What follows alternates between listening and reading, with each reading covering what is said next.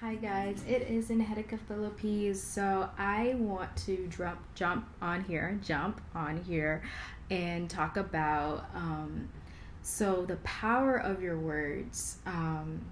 I feel like this is a word that is very relevant today because there are all these, messages out there about, you know, when you speak bad things, it comes to you. Even when you meditate on things that are not just like good things, then it just seems like it comes to you.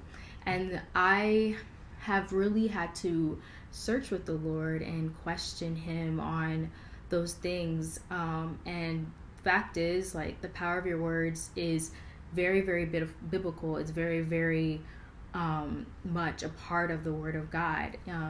The Word of God says that life and death is in the power of the tongue. So that means there's a lot of truth to that. Like, what you think and what you say does impact your life. And so that means that we really have to be cautious and careful about what we're thinking, what we're saying, what we're even feeling. Not that emotion is as controllable as we want it to be.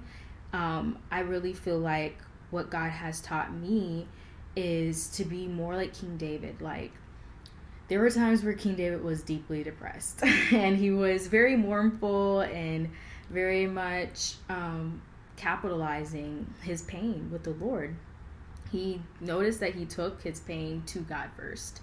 And God, heard him, obviously, but it wasn't that healed him. What healed King David was that he would say, after he got ready to say, after he got finished saying, essentially complaining and saying, God, like, all these things are happening. These people hate me. They're trying to kill me. They're trying to do this to me. All my enemies are trying to do this and do that. He harped a lot on enemies and stuff like that because David had many enemies.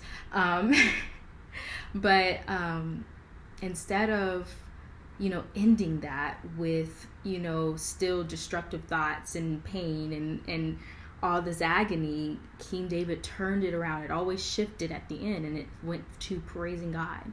God, thank you that your faithfulness is forevermore. That you're going to rescue me from my enemies, that you will trample my enemies beneath my feet. And for us as Christians, as women of God and men of God, we are not looking necessarily to trample physical people underneath our feet, but we're looking to trample the enemy that is inspiring that person to cause us pain and to say things that are not of God or to do things that are not of God. To us, we are called to take that to God and to rebuke the enemy in that person, not necessarily to their face, please don't do that, but to like rebuke them in your private secret place time between you and God, and to take authority of the spirit, to take authority of whatever spirit is inspiring that person, because that spirit is not of God, so we know automatically that it's of the enemy. So take captive our thoughts, because we don't want the enemy to trigger us into, allowing him to have a foothold in our lives and then kill, steal, and destroy us in the process, or hurt someone else. Because at the end of the day, we're all hurting each other. We're all causing each other pain. Like, that is a part of our fallen nature, is that we are all flawed and we're all causing each other pain, and it's unintentional, and it's sad. We're not trying to do that. We're not intending to do that, but it's something that happens over and over and over again. Like, it's a cycle, and the Lord has grace, and that's why he says forgive 70 times 7, because it's like we really are flawed people who mess up all the time, and we have to be willing to forgive ourselves and to forgive other people, and to just recognize that it's not that we are so evil that we want to hurt people, but it's a part of our fallen nature. It's a part of our flesh, and that we all each individually have to take the position before God and ask for forgiveness and do better the next time. But there's nothing that there's nothing we can do about that thing that happened but apologize and own up for it. So just recognizing the art of loving and forgiving and trusting God with situations that are difficult, because essentially people are the cause of other people's pains. And we are too. Like, I am a cause of someone else's pain. Just something I might have said or did, whether it be intentional or unintentional, could have caused someone pain. And recognizing that we all have our own pain that we're dealing with. We all have a narrative of pain in the back of our heads that we have gone through, thinking this situation is the same situation as before, but recognizing that we really do have to take our mind and our thoughts and our feelings to God and say, God, this is what I'm feeling. Like King David said, this is what I'm feeling. Let me emotionally vomit everything I'm feeling to you. And I want you to see it so that I'm full-fledged, vulnerable, and like low-key, like spiritually naked before you. And I just want you to take this and heal me and make me whole and make me new and restore me and make me make me good again, make me whole again, make me pure again. And that is really what God does. He's restoring us always, all the time, over and over and over again, because we are messing up over and over and over again.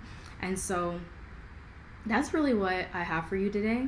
I hope that touched your heart and your life, and I truly pray that it continues to resonate and continues to give you deeper revelation, because every word you receive from God will just capitalize on each other, and it should be confirmation after confirmation after confirmation.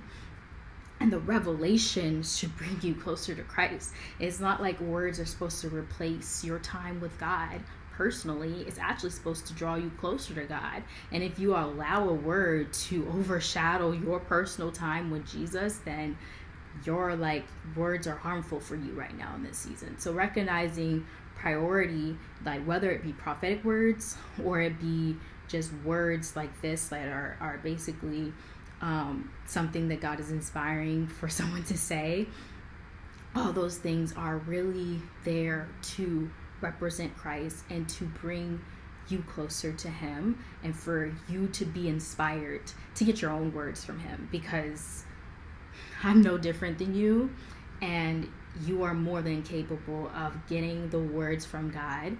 And every word that you receive thus forward should be confirmation words, and should be words that just deepen the beauty and the intimacy that you already have going on. So I pray this blesses you, and I hope you have a great day. Thank you so much for listening. Bye.